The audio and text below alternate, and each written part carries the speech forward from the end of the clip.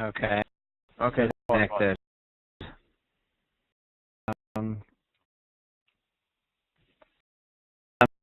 We're going to start. Tonight's session is on communication with children and adolescents. I'm going to make points trying to focus on kinds of interventions and filter some of the thinking through the prism of both thinking and psychological thinking. The first point I wanted to make was that communication takes place in the context of a relationship.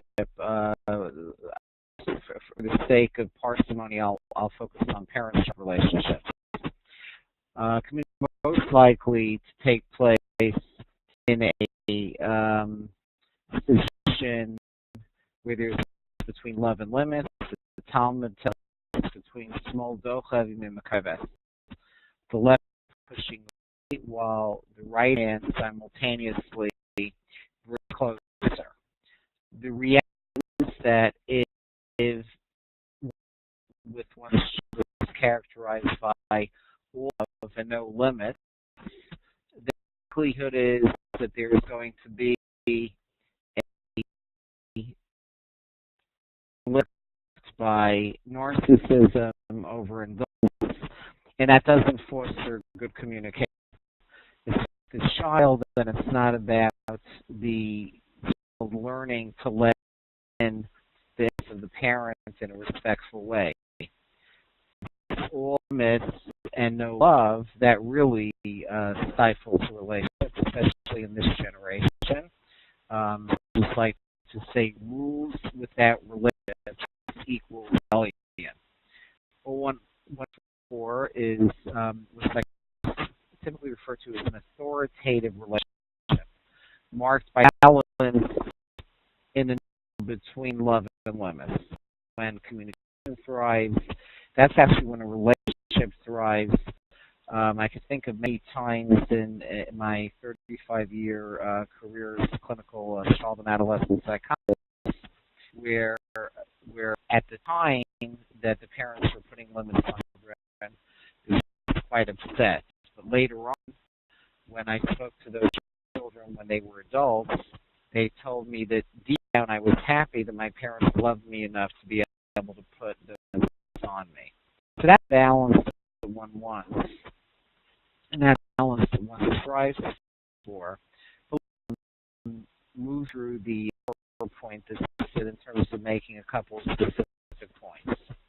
The first slides are about what do we know of breeds respect. And it's not a straight line. It's not what one might expect from a sense standpoint necessarily. It turns out that parental communication is marked by, ironically, a relationship characterized by parents who respect this child and an appropriate kind of still sets boundaries. You respect the child's opinion, you actively solicit their viewpoint to be good, first understand. It's going to interrupt adults, that you're going to understand that children take longer than adults to articulate their viewpoints, but you're really listening to them. In Hebrew, the word, which is the word, of course, ear, and the word mazim, the Hebrew word, are etymologically related. And the Hebrew word mazim is the word of that. Because to listen is to balance, and her ear is the source of balance. When parents communicate with children, is marked by really listening, balancing aspect of mazim, and it's not stultified by lecturing or just putting forth their viewpoint. Communication is facilitated.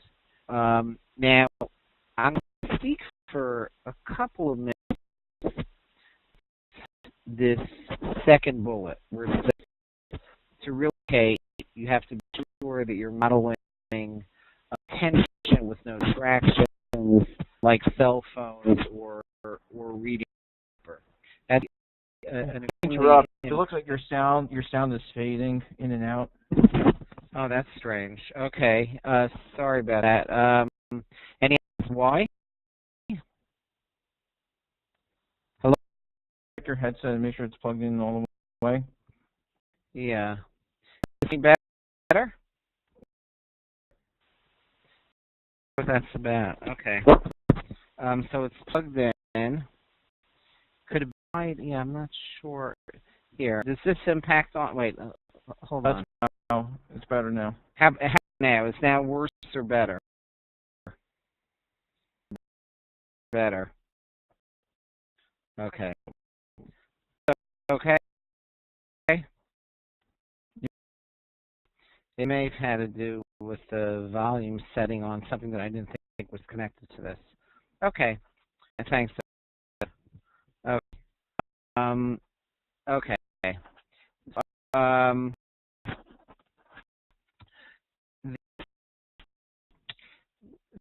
So let's review.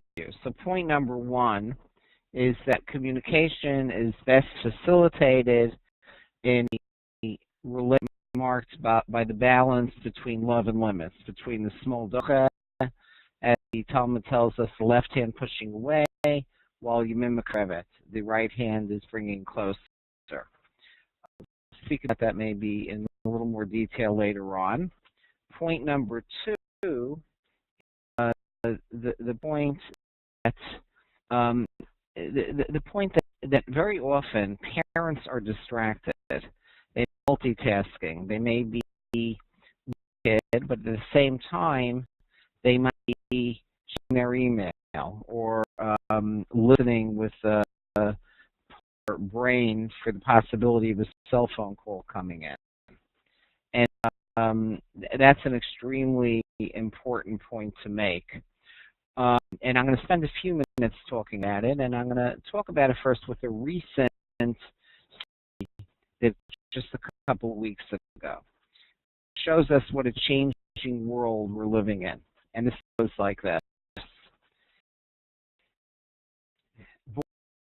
Children hospitals in the United States has been adolescents with exhaustion. Why? Because of a phenomenon referred to as on call. What's it all about?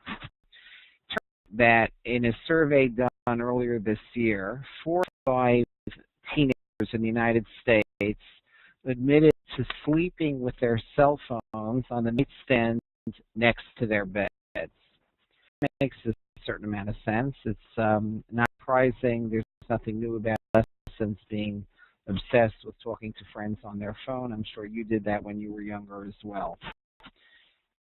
But there's some alarming new trends coming out. In this year, a survey found that the majority of adolescents, given the choice of communicating with their friends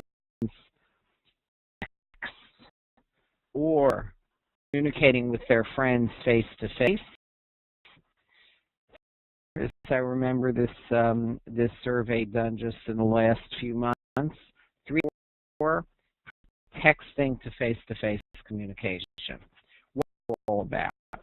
On is that in the Boston area, coast of the United States, an alarmingly high number of kids sleep with their cell phones under their pillow. Many texted as many as 100 times or more during with extremely important texts, things like "What's up?" or "What are you doing?" or "Are you awake?" Now, because they're always kind of on edge that they might miss a text or they might fall asleep, their sleep is interfered with, meaning that they literally are not in deep sleep. They're literally not dreaming. You need in order to learn. You need to dream in order to thrive. When you don't dream and you don't REM sleep, you become exhausted. So Boston Hospital has had a rash of admissions in the last couple of months of adolescents who are on call all night. They're not dream sleep, and as a result, they're being admitted for sheer exhaustion. Now, that's like an unusual kind of concern, but it's not, because there's a sense that parent-child communication is being impacted on both ends by exactly this. It's being impacted by parents being distracted and by towards the cell phone in case they might be texted or might get a call or might get an email, and the children picking up on this. And it's not an accident that in a survey done about a year ago, they found that this generation of adolescents have dropped significantly relative to previous generations. Years ago, Rabbeinu, four-word prayer, a four-word tefillah that was extremely prophetic. Listen to this amazing prayer. Tefillah is like this: Hashem mipizur hanefesh, God, from fragmentation of my soul. Think 1,000 years ago that Rabbeinu said that. He says it in the name of a chassid echad, of a pious individual, but it rings incredibly true in today's age. That multitasking, we know that constantly being on the alert that maybe a new email or a new text comes in is certainly fragmenting our soul, fragmenting our attention, and impacting on parent-child communication. So take message number 3 is to be present. Let me tell you a story. A few years ago, my 6-year-old grandson came in to visit from Israel. Brought my son-in-law with him, but I was most excited about my 3-year-old grandson. I had been to a park for a full generation. It's been a since my youngest child had aged out and I had gone to the park. So when I took my 3-year-old grandson to a park not too far from my house, I was very pleased by the first scene that hit my eye, which was a group of parents who actually a group of fathers who were pushing their children on the swings. That was nice. And I thought, wow, my generation weren't giving up their Sunday mornings to take their kids to the park. Finally, the swing opens up, and I go to take my grandson to put him on the swing, and I was to see that there was Bluetooth in every ear, meaning the ears were pushing their sons and daughters on the swings, but they were also talking their cell phones to friends and business associates. So they were there and they were not there. The 4-word prayer. Yatzilei mipizur hanefesh. Around the same time, I went to a law firm retreat. It was a law firm. Her wife is an attorney, and they invited the lawyers to the retreat. They also, I snuck into one of the sessions where they said that the firm received 1 million pieces of email a week. So the head of the firm had misspoken. It's impossible to get 1 million pieces of email a week. So after the talk, I went over to him. I said, you must mean 1 million pieces of email a year. 1 million is a huge number. He said, no. Our statistics tell us that the firm receives 1 million pieces of email a week. I heard the story of the swings and the story of the emails. My father's a rabbi in New York, and at Drusha, he gave that service that I happened to be at. He told Kehillah that we're living in an age of information without knowledge, communication without connection. I'll say that again. We're living in an age of information without knowledge, communication without connection. The challenge of communication is this, that we have to understand that as we look at this second point, we have to keep in mind that a four-word tefillah of Rabbeinu Baya, Hashem Yatzileni Mipizer HaNefesh, God save us from fragmentation of the soul. One point on this, and it's been research that's emerged in neurobiology, in the neurosciences in the last 5 years. That's fascinating in terms of this. It's about a phenomenon called mirror neurons. So go to this. If you see me go as I'm talking, so saying hands as I'm making a point, okay, like this, let's say. So after that, there's a specific neuron in the motor cortex of a specific neuron that specifically charged with, it's not surprising, but the thing is, what the new research is showing in terms of this idea is that you, as you're watching on the monitor and seeing me go like this, seeing that hand gesture, you have corresponding mirror neurons in your brain that are also lighting up. The same neuron in your brain is lighting up. Because we're hardwired for empathy. We're wired to be nosei ba'olam kuro. We're hardwired to feel for the other. But only through the visual cortex. It's probably through the visual cortex. When we look down, we're communicating, but we're not connecting. When we mirror neurons are likely not being lit up. The Torah, when Moshe went out of the palace, went out his aristocratic lifestyle to see the suffering of the Jews, it says, V'ar b'sivlosam, he's suffering. And tell us, by through the medium that we others. It's an extremely important lesson. That we have to be very aware that in terms of communicating with our children, we're not going to get rid of the technology. We're not going to bury our BlackBerries. We're not going to get rid of our computer necessarily. That's probably likely not to happen. But what will happen and need to happen is we need to carve out for ourselves a technology-free space. When communicating husband with that wife and parent with child and friend with friend.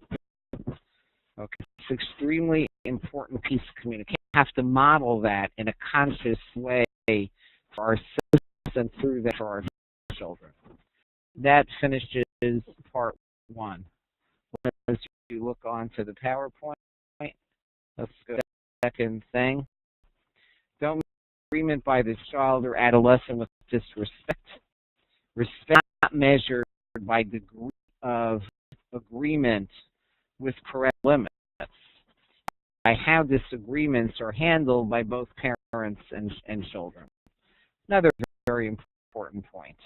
And what I'm saying is that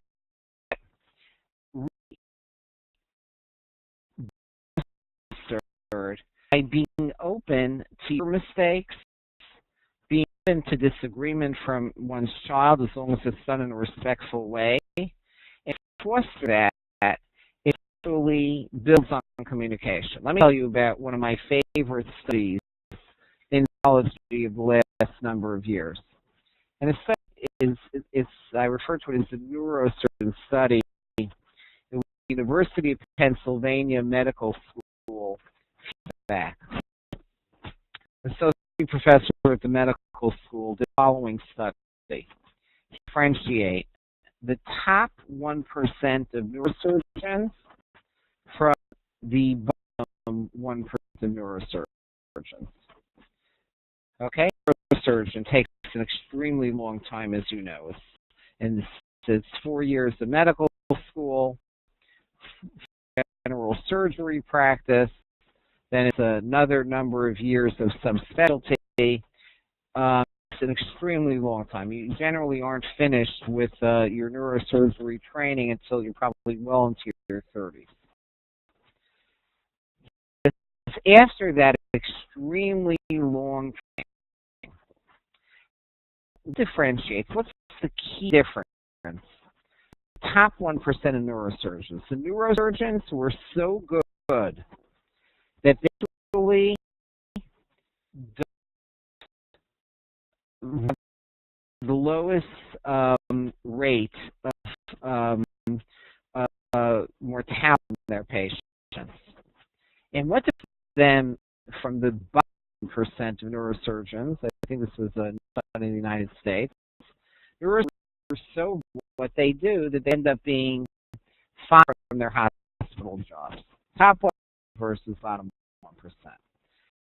Told the group here listening to this lecture, there'd be one theory might be, well, top 1% maybe went to the best medical school, maybe had the highest scores on medical school admission tests, maybe have the top IQ, maybe their manual dexterity is particularly good, or their surgery residency was by the best teachers.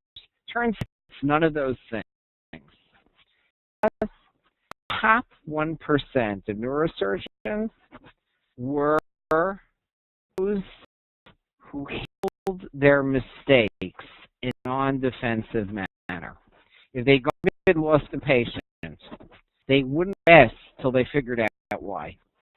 They'd go to surgery over and over again on animals. They'd call people in the field to say, did I miss something? They'd go to the library and every article they could find to see, is there something missed? They would transform the setback into feedback. It became a growth experience. The bottom trying to read what they said.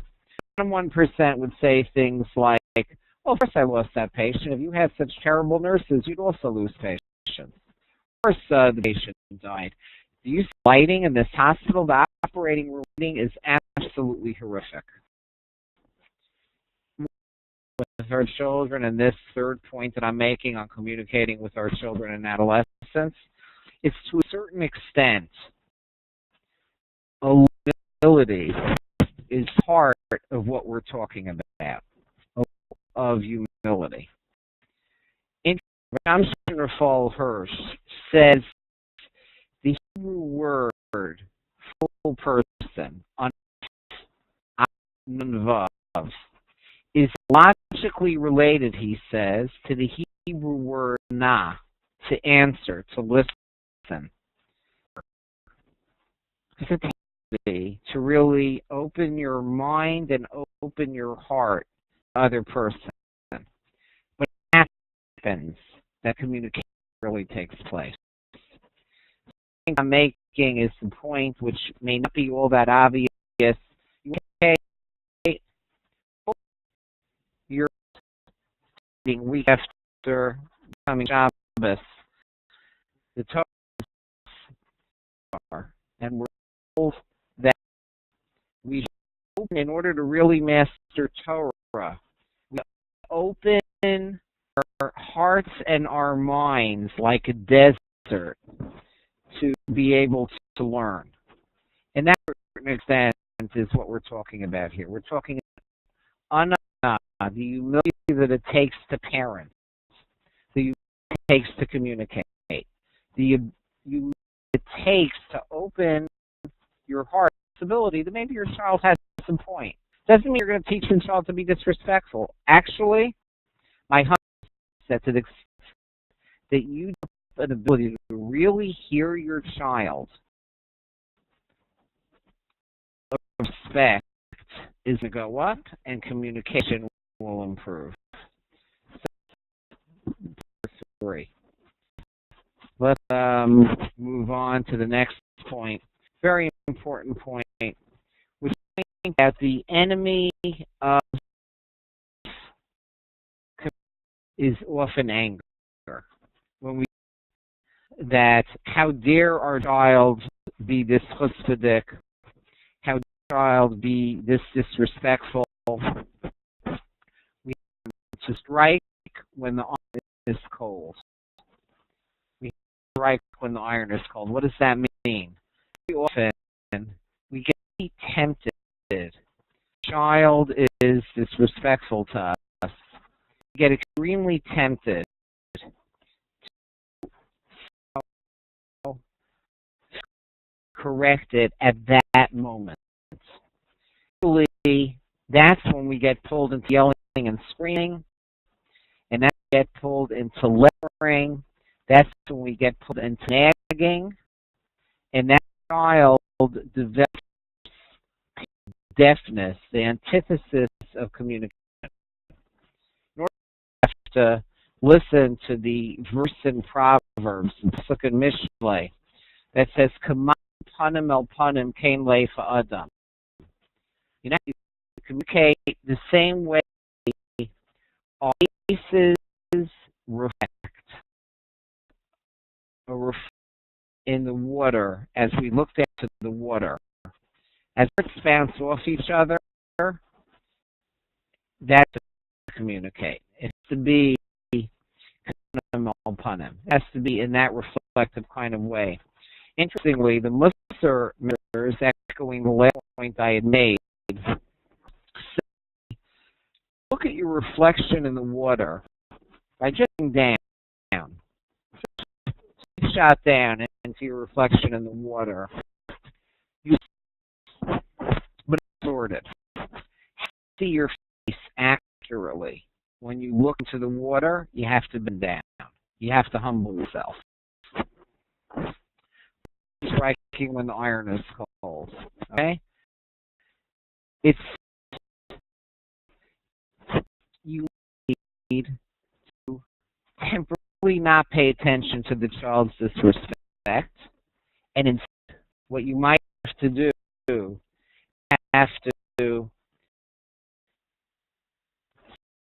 way to go to the that day or a day later and say, look, a number of instances where I really feel we have a need to talk. Let's set up a time where we're going to talk and discuss. Let's look at other times that are good for you. Let's look at times that are good for me. And sit down and talk. Your cell phone off, BlackBerry off, with their cell phone off, their BlackBerry off, hear, and then hear you out. That's when communication is really fostered. So the point that I wanted to make. Okay, let's go on. Any questions? Feel free to ask any questions. I'm looking in the chat box. I'm happy to questions at any point. Just so you know. Okay, let me move on to the next point.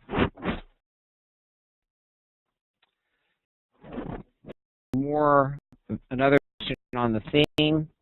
A more parental response is to deal with a disrespectful child in a calm but firm manner. Okay? Recognize you may have no control over the immediate situation. You do have control over the long-term consequences. I can't cross. Remember I told you the 4-word prayer of Rabbeinu Bachya, Yatzileni mi Piser HaNefesh. Across the 3-word insight in Hasidim. Again, going back to the Middle Ages.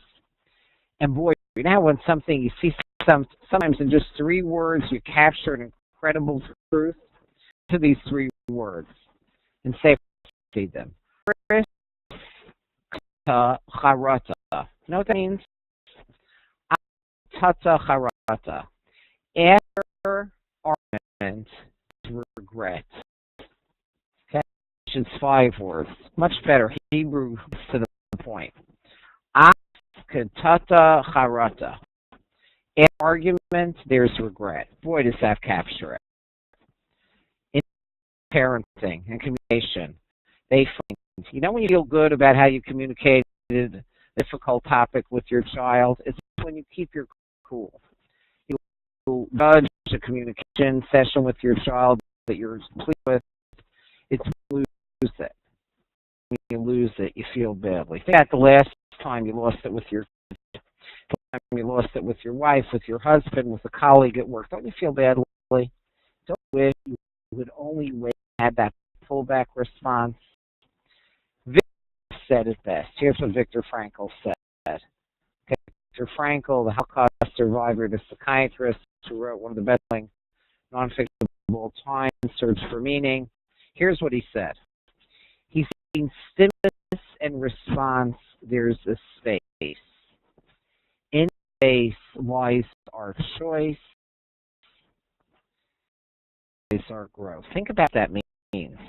It means when you don't immediately respond to child's provocations by getting sucked in, and by the space, as the master said it, there's a nakuda chira, a point of choice, where you can go back and wait till you could deal with it in a calmer kind of way.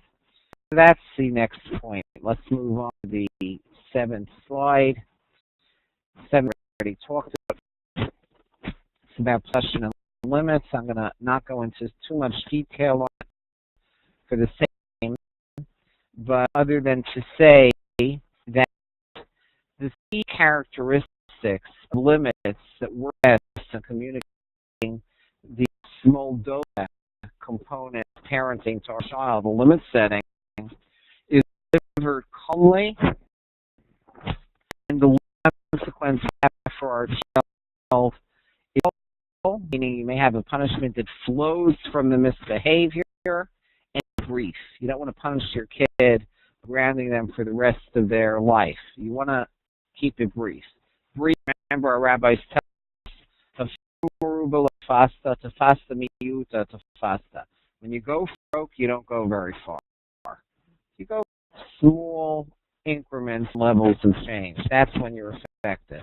So let's review the 3 aspects of limit setting that communicate what you want to communicate to your kid when you have to have a consequence for them.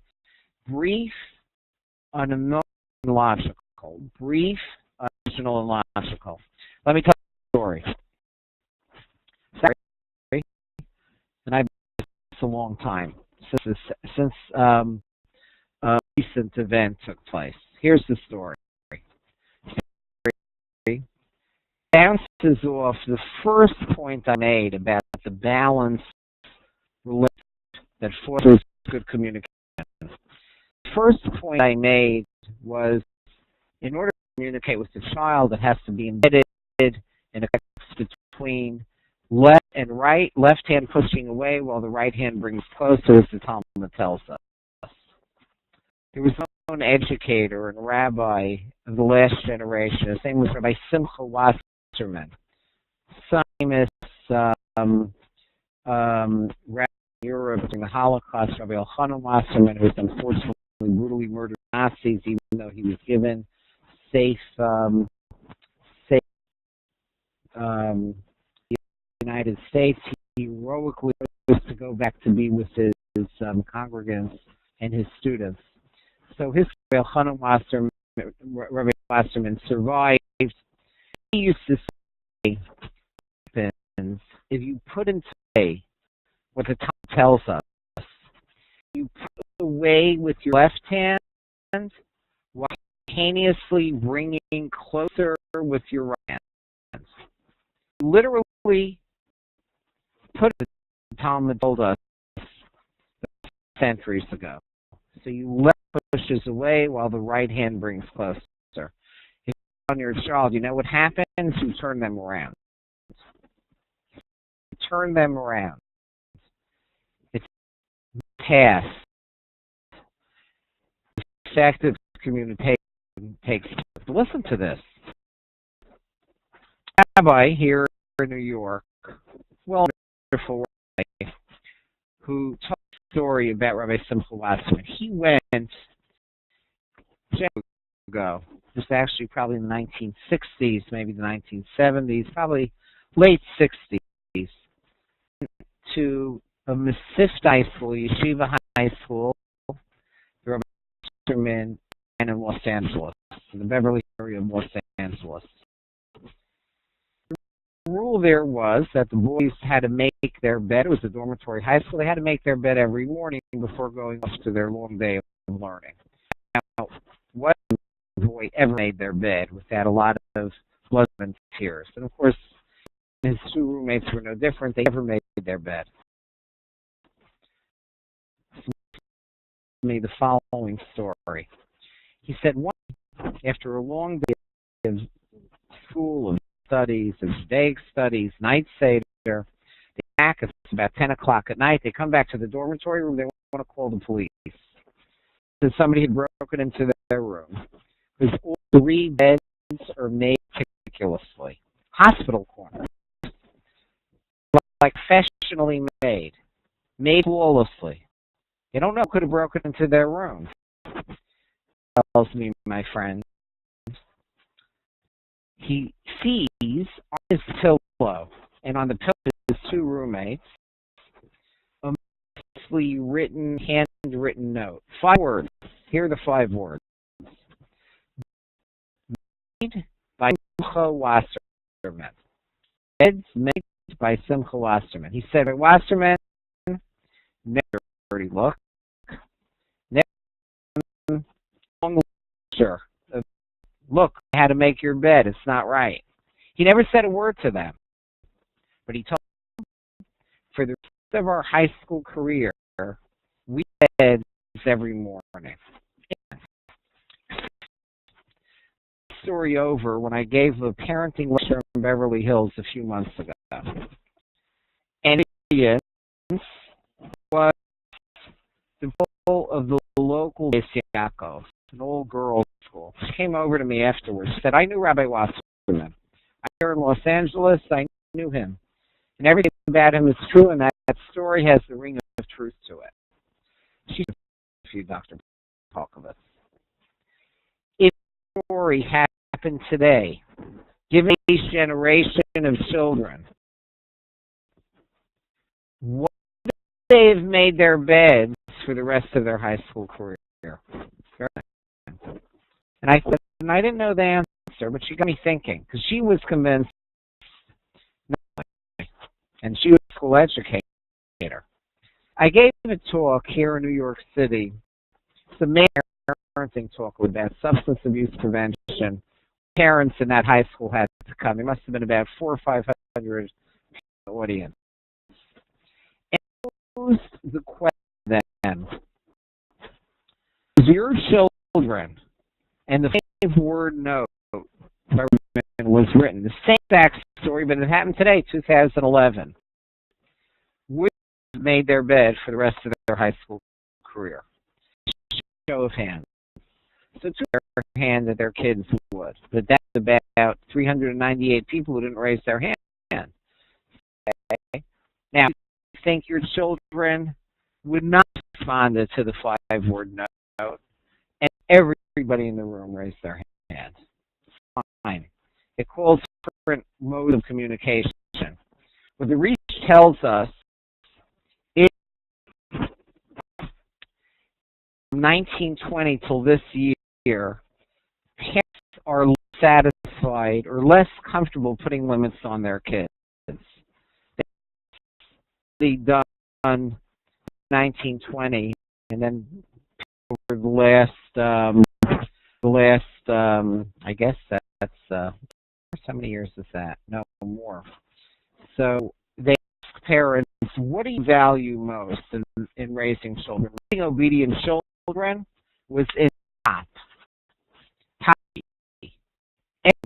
20 to 1980. From 80 to this year, every fell further and further behind. Now, raising obedient children is no longer on the list. The lists are things like raising independent children, raising confident children, children with a positive self-concept. Balance needs to be found. I'm a believer in limit setting, but remember, less to be done in the context of a close relationship and probably generation because of the sea change in parenting across the United States and Europe that shows that's what's happening. Okay, let's move on. See what I think I'm going to move away from the PowerPoints and formal remarks with because stories are processed with the right hemisphere. It's what we best do. That I'm going to skip ahead to a couple core points. I'm going to do a little more quickly. I'm going to end with a story, and if you'd like, you're certainly welcome to ask questions. Quick lesson behavior. It's normal. Lessons do for a living is they don't want to be involved. Parents, you have to keep that in mind in communicating with them. They want to be with peers, totally normal. Minor problems are they're wanting to text all day, messy rooms, clothing, eating habits. You don't want to get pulled into fights about that necessarily. If they're doing well, the areas that are very worthy of having talks, but it's not the minor but annoying things. If your child's doing well, you have to know when to ignore and choose your battleground. I know this might be a little frustrating, but just for the sake of time, I put in many more slides than I thought I was, and that's why I'm going to push ahead to these 2 or 3 slides. Problem discussion. It's extremely important to realize, and this is variations on the theme of strike when the iron is cold. Let's review this discussion. When adolescents not motivated to talk or counterproductive, how receptive you would be if it interrupted with an unpleasant discussion. And make an appointment, safely and calmly what you want to discuss, real time to get together, concern, let's say, about your grade in biology, when would be a good time for the 2 of us to talk this over? It won't take very long.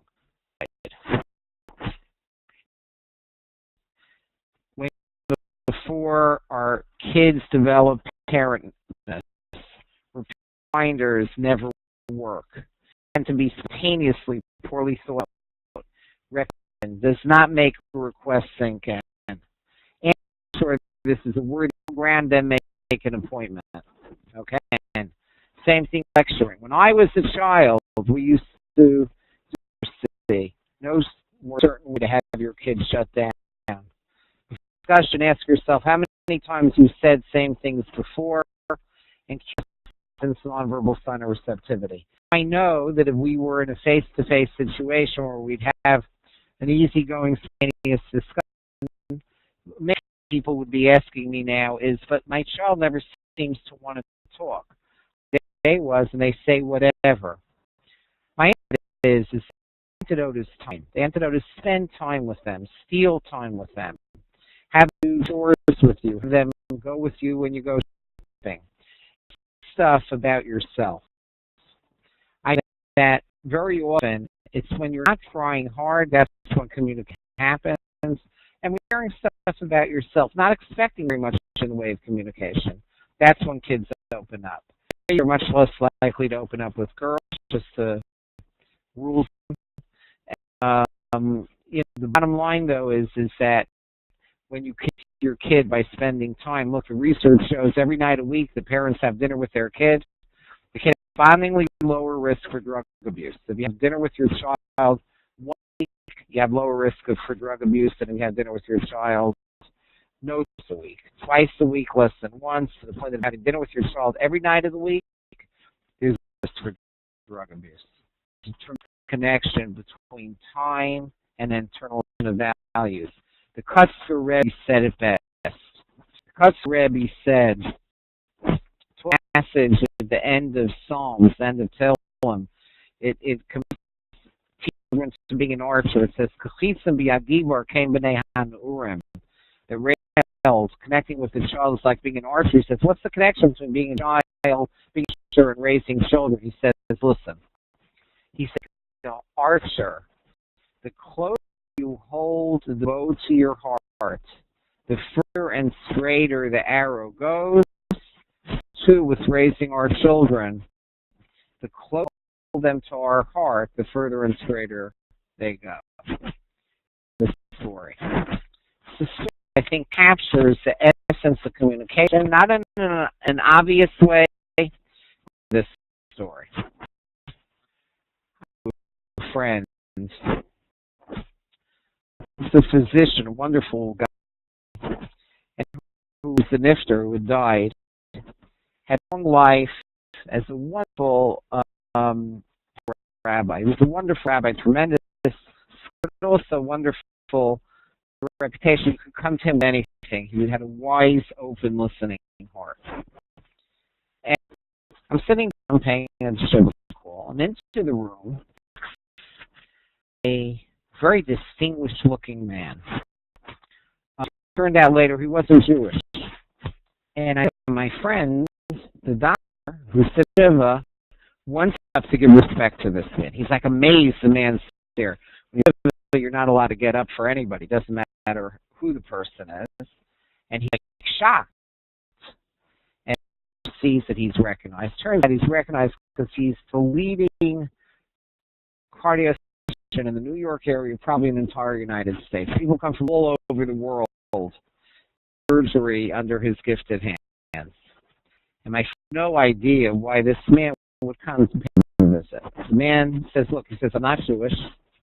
I never paid a condolence call before. Tell me this is inappropriate, but I feel that I owe your father my life, and that's why I felt I had to come here. And he tells the following story. Many years earlier, he was in the operating room doing biosurgery in the hospital that he was the cardiothoracic surgeon. Cell phone rings. We're not even free from cell phones in such a place. He takes the call. News of his younger brother, who would never sick a day's life, had died suddenly. Heart attack. Never been in his life, and here he is, famous heart, and he's into a tailspin of a depression, saying, "Here I am, routinely saving the lives of men more than 20 brothers' age, and my own brother I couldn't help." And that's what he thinks. After he leaves, he goes back to the hospital, but he can't go on. He, with the itch of every patient, he just says to himself, "I failed my brother, I failed my brother, I failed my brother." He gets more and more depressed. Finally, he retires. Retirement isn't necessarily the answer.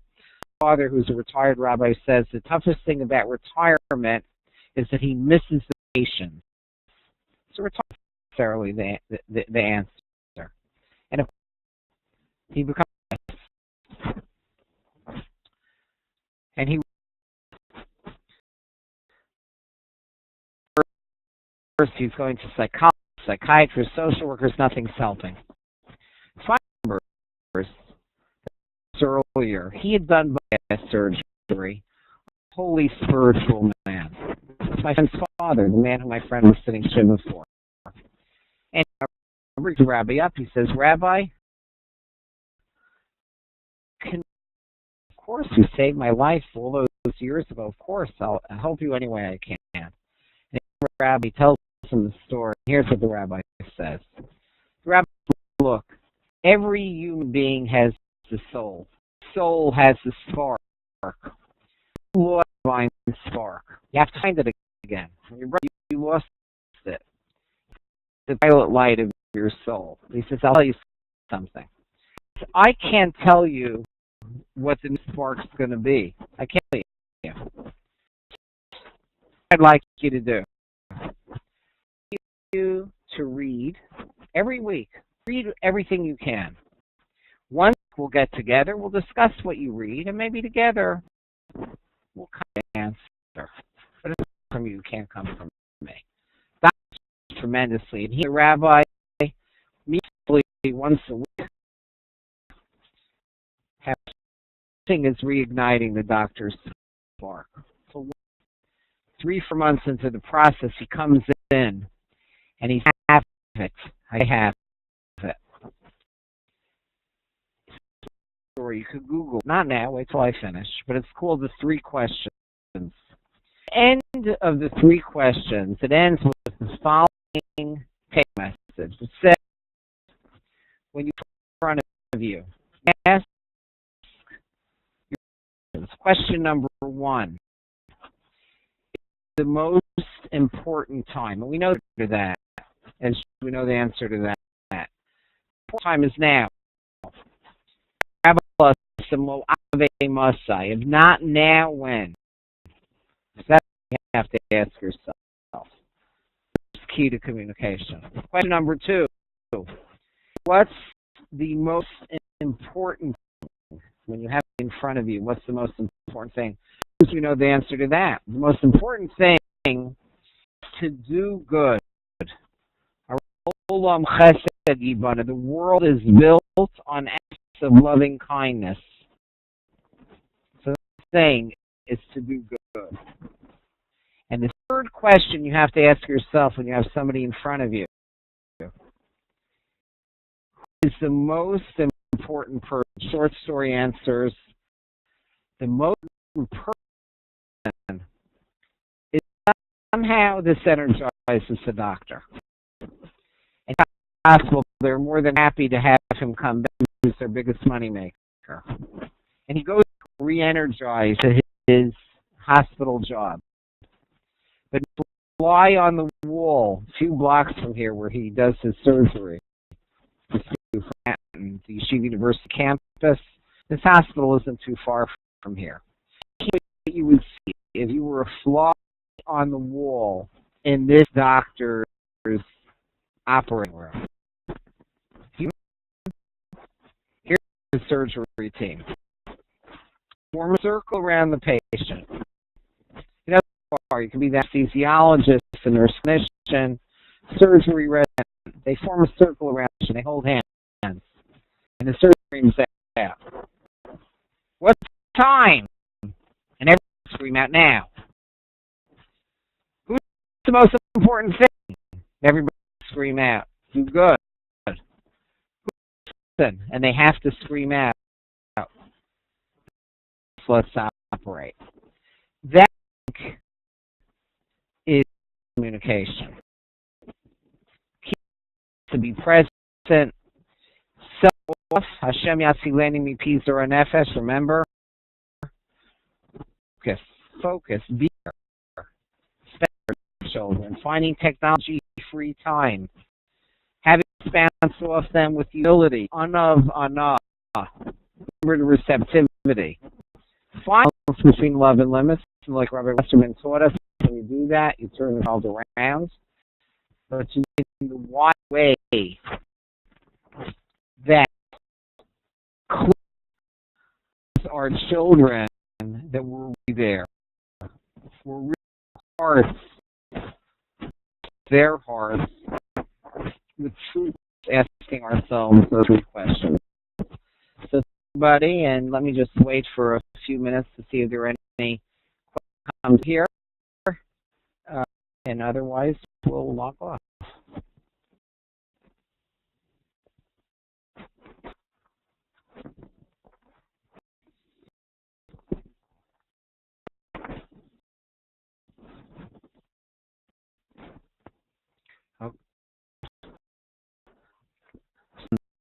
The question coming in from one of the questioners is, you shouldn't nag, but if our children are something they need to do, impress them to do it. Okay, so that's an understandable question, and it makes sense.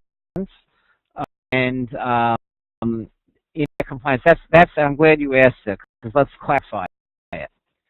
Clarification is that if children aren't listening, that's when you have the planned discussion. That's when you say to them, look, there's something I want to talk to you about. And them again, not heat of the moment when you want to kill them for not doing what you do. But you say, look, there's a pattern that I see, that I ask you to make your bed, I ask you to take out the garbage, I ask you to hang up your coat when you come in, and you're just not doing it. Then let me hear what your plan is for fixing this. What's your understanding of it? Then after you hear them out, you say, look, I really need you to do it. And next week. If they work great, they might. If it's discussion with no interruptions and you're not bouncing anger off them, they might listen. If they don't, then you have to come in with consequences that we talked about. It's talk in itself. If maybe some other time, there's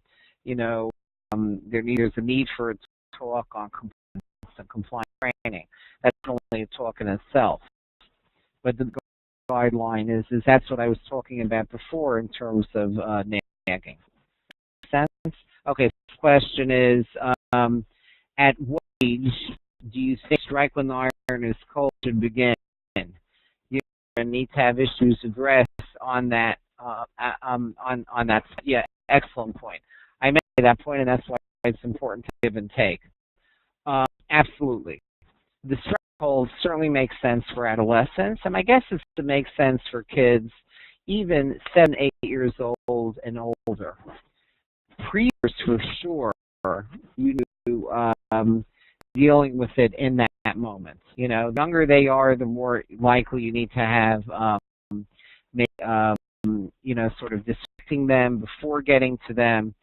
But the big idea is that there's a safety issue, then you have to strike immediately to be safe. And you have to have more feedback to younger kids. Certainly for preschoolers, it needs to be more immediate. But you could supplement that with some calm discussions with them.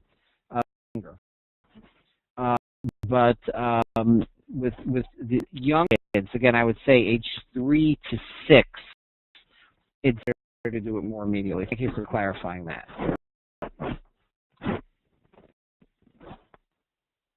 Okay, looks like we're okay. We're pretty much done. And thank you, everybody. Thank you.